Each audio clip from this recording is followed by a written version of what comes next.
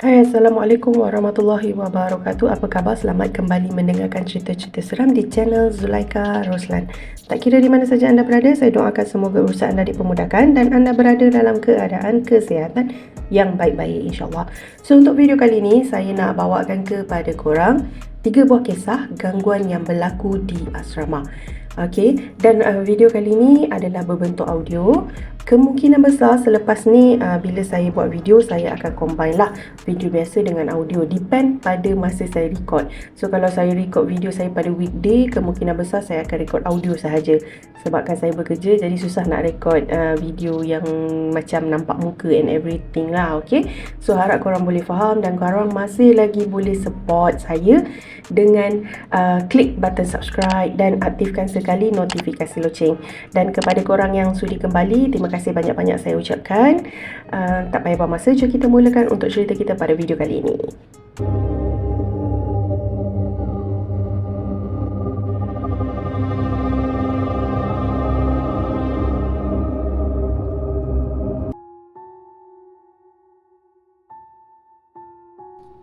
Cerita yang pertama ni diceritakan oleh Bella dan berlaku kepada kawan dia yang bernama Aina. So pada masa ni adalah minggu study week dan kebanyakan kita pun tahu minggu study week tu memang tak ada kelas sebab minggu study week tu adalah preparation untuk kedatangan exam. Jadi sebenarnya sewaktu minggu study week ni ramai yang student ambil kesempatan untuk pulang ke rumah. Sedangkan sebenarnya minggu tersebut adalah minggu untuk diorang ulang kaji di kampus. Okey, dan disebabkan pada minggu study week tersebut, Bella dan juga roommate dia ada selama 3 orang. Diorang tak balik sebabkan diorang ni 4 orang adalah satu course yang sama dan diorang ada last project kena submit. Jadi nak tak nak diorang tak balik pada study week tersebut untuk settlekan project diorang dan diorang macam plan nak keluar jalan-jalan lah selepas tu sebelum exam bermula. So kejadian yang menyeramkan ni berlaku sekitar pukul 11 malam. So masa tu diorang tengah study, tengah buat kerja diorang lah, dan tiba-tiba salah seorang daripada diorang suarakan yang diorang tu lapar, yang dia tu lapar. Okey, salah seorang roommate dia cakap, lapar aduh, malam-malam study macam ni. Dan bila seorang cakap lapar, yang lain pun terus, aduh lapar aduh. Apa kata kalau kita pergi masak Maggi dekat pantry, masak hotdog, masak Maggi dekat pantry. Seorang lagi suggest. So diorang berempat pun pergilah berjalan menuju ke pantry. So kiranya dekat asrama si Bella ni, satu bilik ada 4 orang. Dia bilik-bilik lah, dia bukan rumah, dia bilik-bilik. Dan diorang sediakan pantry, di mana dekat pantry tu ada peti ais, ada meja makan, ada microwave. So diorang ada heater juga, water heater. So diorang pun plan nak pergi dekat pantry pada malam tersebut sebab diorang nak masak Maggi sambil-sambil masak hotdog. Sebenarnya boleh je nak masak Maggi kat dalam bilik kan, tapi disebabkan masa tu macam dah terlampau penat study, so dia kata macam nak ambil angin dekat luar lah. So diorang pun plan pergi dekat pantry, lepak sekejap macam tu sahaja. Dan pada masa ni sebenarnya seorang lagi roommate dia yang Aina tu macam tak ada dengan diorang. Walaupun jasad dia ada kat situ, tapi jiwa dia tak ada kat situ. Sebabnya Aina ni pada masa tu dia tengah bergaduh dengan partner dia. So dia macam tak berapa nak ada mood pada masa tu lah. Tapi disebabkan diorang pun pergi pantry nak makan, Aina pun ikutlah sama, pergi berjalan pergi pantry nak makan. So masa dekat pantry ni sebenarnya line handphone tak berapa bagus.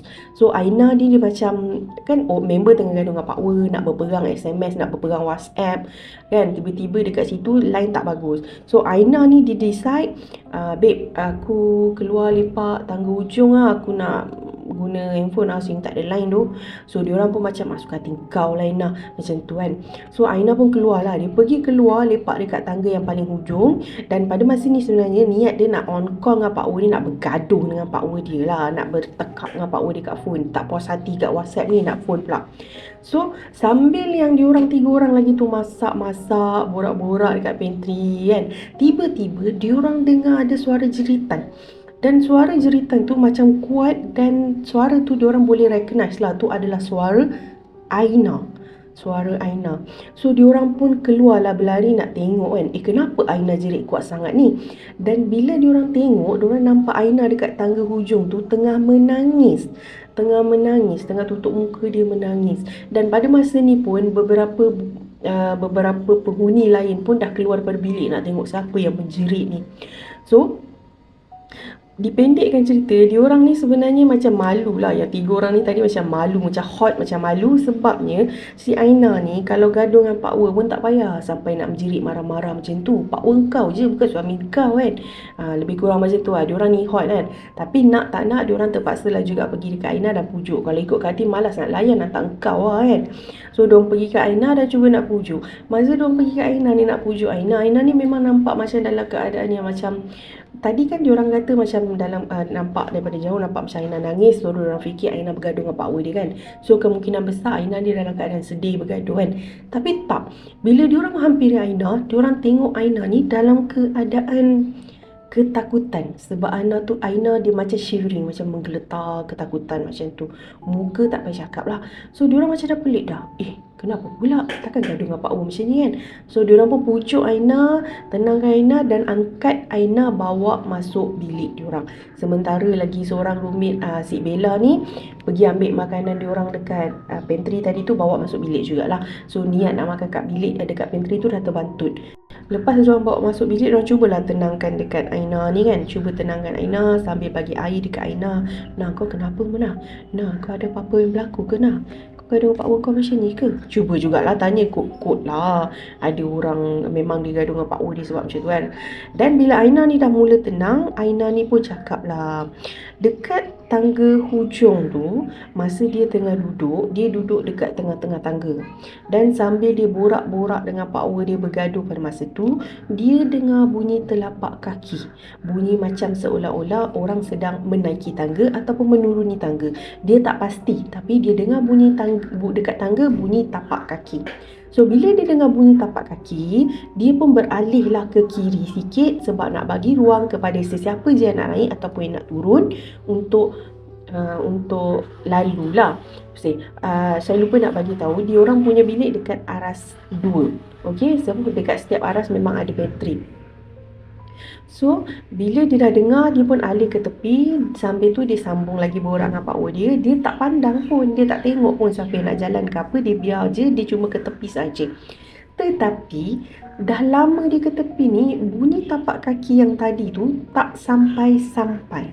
Maksudnya bunyi tu masih lagi kedengaran, tapi tak ada pun orang yang lalu dan sebagainya. Malah sebenarnya bunyi tapak kaki tu dia kata semakin kuat kedengaran, tapi orang dia tak sampai-sampai.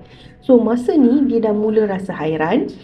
So bila dia dah rasa hairan, dia pun mulalah mengintai. Dia pun pandang dulu dekat bawah. Bila dia pandang kat bawah, dia tak nampak ada orang nak naik dan dia pandang dekat atas. Dan masa dia pandang dekat atas ni lah, dia terus menjerit. Sebabnya yang dia nampak bukan orang, tapi kakak cantik yang tengah bertinggi dekat tangga pada masa tersebut. Tangga tu memang jarang orang guna dan disebabkan study week, kemungkinan besar langsung tak ada orang guna tau pada masa tu. Dan masa dia nampak kakak cantik tu lah, dia terus menjerit ketakutan sebab kakak cantik tu tengah bertinggi sambil memandang ke arah dia.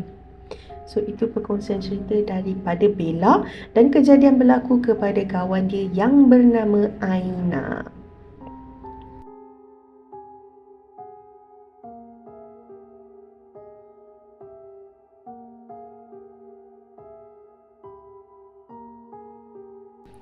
Cerita yang berikut ni agak unik juga dan cerita ni berlaku kepada kawan saya dan diceritakan kepada saya lah.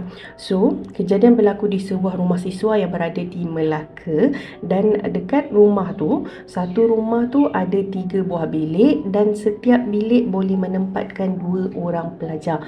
Jadi, satu rumah tu kiranya ada 6 orang pelajar lah. Tapi pada masa tersebut, pada minggu pertama, dekat rumah kawan saya ni yang bernama Fafa, hanya ada 4 orang pelajar saja. So ada Fafa, Ain, Ira dan juga Tini. Fafa dan Ain satu bilik, manakala Ira dan Tini satu lagi bilik. So kiranya ada satu lagi bilik kosong dan bilik tersebut merupakan bilik yang berada di bahagian tengah. So malam pertama diorang tidur memang rasa macam tenang je, tak ada rasa apa-apa. Dan esoknya diorang pergi kelas macam biasa. Sebab diorang ni semua lain-lain kos, jadi waktu kelas diorang waktu-waktu yang berbeza lah. Cuma ada satu ke dua je lah waktu yang memang subjek yang sama, dan diorang punya waktu kelas sama lah. Okay. So mula malam ketiga, si Fafa dia dah start dengar bunyi pintu bilik. Pintu bilik ni dia dengar bunyi dekat yang bilik kosong tadi tu. Okay. Dia dengar macam pintu bilik tu macam seolah-olah ditolak angin.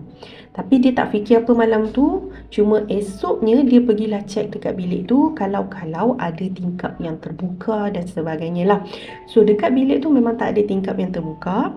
Dan kalau nak diikutkan angin, kalau let's say angin tu datang daripada hall, daripada ruang tamu kan, macam tak logik juga sebab diorang tak buka pun kipas dekat hall waktu malam. Tapi macam tak fikir apa-apa lagi, so biarkan aja. Dan bunyi tersebut dia berlarutan setiap malam. Dia start pukul 11 malam dan semakin kerap pula bunyi dia. So bila dah masuk malam kelima tu, si Fafa ni pada masa tu dah pukul 11.30 malam lah, dan pintu tu berbunyi lagi. Dan disebabkan bunyi pintu tu masih lagi kedengaran, Fafa ni akhirnya dia pun tanyalah dekat roommate dia yang bernama Ain. Ain, kau dengar tak bunyi pintu bilik tu? Ke aku seorang je yang dengar? Dan Ain ni pun cakap dia dengar juga. Cumanya dia tak adalah tanya sebab dia ingat dia seorang je dengar macam tu. So disebabkan diorang dua-dua dengar, diorang pun akhirnya berjalanlah menuju ke bilik tersebut nak tengok-tengoklah kalau ada apa-apa. Kalau nak diikutkan pada masa tu, Fafa kata dia dengan Ain memang selongkar bilik tersebut. Macam-macam juga diorang selongkar. Diorang selongkar dekat katil, tilam dan loker. Berani juga walaupun tak tahu apa benda yang berlaku kan.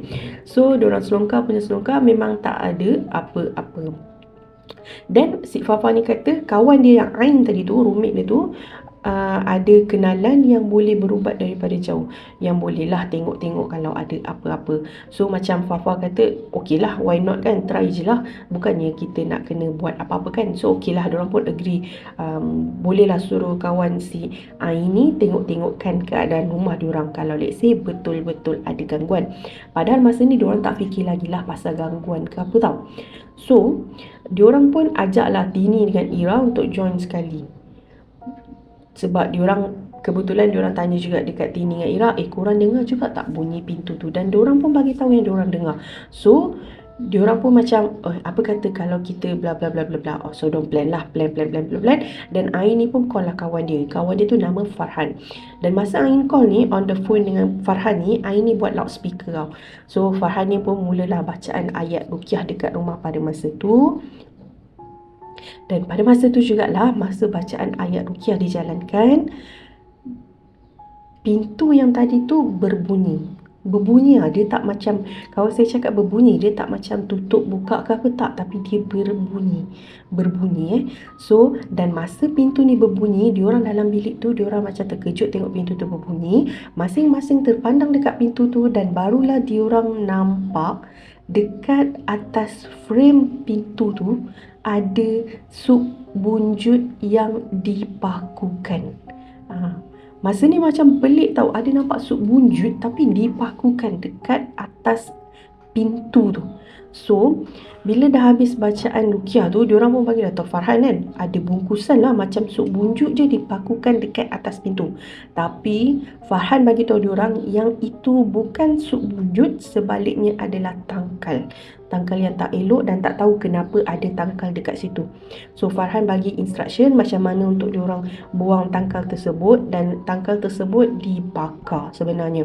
Okay, dan bila selesai je diorang bakar tangkal tu, diorang check lagi sekali dekat semua pintu rumah ada ataupun tidak sup bunjut tadi tu. Tapi dekat bilik yang Fafa dengan Ira tadi tu, ada nampak paku dan sisa benang sup bunjut tu. Tapi bunjutnya dah tak ada. Mungkin dah ada orang lain buang ataupun cabut lah. So nampak macam ada kesan sahaja. Dan kemungkinan besar dekat bilik yang tengah tadi tu memang dah lama tak ada orang tinggal. So hanya dekat situ sajalah sup bunjut itu yang masih lagi tergantung. Dan selepas settle bakar, diorang malam tu diorang semua continue bacaan Yasin dalam rumah sebelum diorang tidur. Dan Alhamdulillah sebenarnya lepas je daripada kejadian tu, dah tak ada lagi bunyi pintu kedengaran.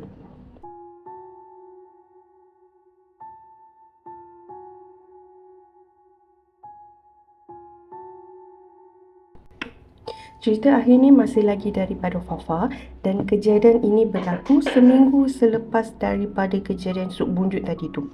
So, seminggu lepas tu memang dia kata macam tenang je lah, pintu rumah tak kedengaran lagi kan dan sebagainya lah. Cumanya pada waktu tu dia kata dia ada dengar cerita yang budak-budak bilik lain ataupun rumah lain ada yang terkena histeria. So, pada masa ni dia kata sebab dia kata no wonder lah malam-malam dia dengar bunyi orang menangis, macam bunyi orang mengilai. Rupa-rupanya ada budak histeria dekat rumah atas diorang. Okay, so masa ni sebenarnya dia kata dia macam tak nak ambil pot sangat lah hal-hal histeria ni sebab dia pun bukannya berani sangat sebenarnya. Cuma disebabkan makin kita malas nak ambil pot, makin pula kita yang terkena gangguan. Macam itulah perumpamaannya. So, pada suatu hari tu, okay, pada masa tu kawan-kawan dia yang lain, roommate dia yang lain semua dah pergi kelas. So tinggallah Fafa seorang saja dekat rumah. Sebab pada masa tu kelas dia jam pukul 2 petang. Dan pada masa tu lebih kurang pukul 12.45 tengah hari lah sebenarnya. Dia ni plan nak tidur sekejap, nak rehat-rehat sekejap. Sebab macam let's say pukul 1.45 tu baru nak keluar pergi kelas kan. Masa tengah rehat-rehat, lepak-lepak tu sebenarnya dia terlelap. Dan bila dia terjaga, masa ni tengah hari tau, bila dia terjaga, dia boleh terpandang terus ke arah katil Ira yang sebenarnya bertentangan daripada bilik tidur dia. So kiranya bilik tidur Ira dengan bilik tidur dia ni kalau buka pintu memang boleh nampak katil tu katil, okey? Dan pada masa tu dia rasa pelik sebabnya dia boleh nampak pintu bilik Ira. Sedangkan sebelum dia tidur tadi tu, yang sebelum dia baring rehat-rehat tu, dia memang tutup pintu bilik dia. Dan kenapa pula tiba-tiba bila dia tersedar tengah hari tu, tiba-tiba pintu bilik dia terbuka dan dia terus nampak bilik Ira. So masa ni tiba-tiba dia jadi panik tau. Tak tahu kenapa dia jadi panik dan tiba-tiba dia rasa macam badan dia macam terapung ke atas. Dia rasa macam slowly badan dia rasa macam terapung naik ke atas pelan-pelan. Dan sekarang ni dia kata tiba-tiba dia semakin sukar untuk bernafas. Rasa macam kena cekik. Dalam pada dia panik tu dan tiba-tiba body dia terapung macam tu, dia usaha untuk baca ayat kursi. Tetapi bacaan ayat kursi tak keluar. Pada masa ni memang dia tak dapat baca ayat kursi sama sekali. So, dia cuba juga tenangkan diri dia, cuba untuk untuk tenangkan diri dan cuba untuk ingat bacaan-bacaan yang boleh. Dan pada masa itu dia kata hanya mampu sebut Allahu Akbar saja. Memang Allahu Akbar je yang dia boleh sebut, tak ada bacaan yang dia boleh sebut lagi. Dan Alhamdulillah dia kata pada masa itu, setelah 3 kali dia cuba nak sebut Allahu Akbar, walaupun pada dasarnya memang susah, dia berlawan dengan diri dia ni nak sebut Allahu Akbar. Rasanya kan, siapa yang pernah melalui benda ni dia tahu. Macam saya pernah melalui perkara ni, histeria ni. Kita cuba nak lawan diri kita, kita dengar orang sebelah bisik kan, bacaan ayat kursi ke apa, tapi tak mampu. Memang tak boleh nak lawan. Walaupun nak keluarkan tolong ke, nak serik Allahu Akbar ke, tak boleh. Kita tak boleh kontrol diri kita pada masa tu. Jadi masa kawan saya ni cerita keadaan dia pada masa tu, saya tahu sebab saya sendiri pernah rasa benda tu. Macam mana kita terrehat, nak sebut Allahu Akbar, nak sebut Allahu Akbar, tak boleh. Macam itulah yang dia rasakan pada masa tersebut. Dan akhirnya setelah let's say dalam 3 kali macam tu dia sebut Allahu Akbar, barulah boleh terkeluar lontaran Allahu Akbar tu dengan jelas. Dan pada masa tu dia rasa macam badan dia seakan-akan terjatuh, terhempas katil. Macam seolah-olah kita berdiri kan, kita diangkat, pang macam tu. Okay. Dan bila dia tengok balik dekat arah pintu dan dia nampak yang pintu bilik dia tu memang tertutup rapat. memang tertutup rapat. So dia pun apa lagi, dah boleh bangun, dia capai barang-barang dia dan dia berlari pergi ke rumah sebelah. Alright guys, itu je perkongsian cerita untuk video kali ni. Mana satu korang punya favourite dan mana satu korang rasa korang seram. Sebenarnya dekat asrama kan, korang yang masih lagi duduk dekat asrama, tak payahlah korang rasa takut ke apa, sebab dekat asrama memang ada benda-benda tu. Hahaha. Taklah, sebenarnya dekat mana-mana kita pergi pun memang ada perkara-perkara tersebut. Memang ada jin-jin yang ada sama dekat situ. Tapi tak semestinya kita akan kena gangguan. Kalau let's say roommate kita kena ganggu, tak semestinya kita akan kena gangguan. Sebabkan mungkin benteng pertahanan diri kita kuat dan sebagainya. Dan mungkin juga kawan kita tu ada benda yang menyukai dia. So bila korang ada peristiwanya berlaku macam ni, korang janganlah dok pertikaikan, kenapa aku tak kena, kenapa kau kena. Sebab untuk gangguan-gangguan ni sebenarnya rezeki juga dia bukanlah rezeki, dia bala sebenarnya. Tapi dia bergantung kepada siapa yang bernasib baik untuk terkena. Bukanlah semua orang. Bukannya kalau kau ada dekat ruangan yang sama, kau pun akan terkena sama. No, dia bukan macam tu. Okay, so jangan pertikaikan apa yang orang lain terkena, apa yang orang lain rasakan. Sebab video-video yang saya kongsikan, cerita-cerita yang saya share hanyalah sebagai perkongsian sahaja. So korang tak payahlah nak terlampau taksub ataupun nak kecam orang lain. Aku tak pernah kena, kau kena. Tak payah. Okay, so itu je. Sampai kita jumpa on the next video. Jangan lupa stay tune dan stay safe. Like, share dan komen. InsyaAllah road to 2000 subscriber. Okay, thank you so much. Bye.